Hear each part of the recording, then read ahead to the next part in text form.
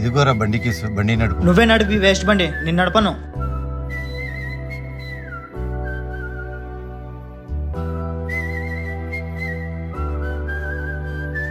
ఇప్పుడు ఇక్కడెందుకు నిలబెట్టావు? ఎండ ఎక్కువ ఉంది కదా నాన్న, చల్లటి జ్యూస్ అన్న తాగిపోదాం. నేను తాగను, ఫస్ట్ పద ఇంటికి. రే నువ్వు ఉండరా.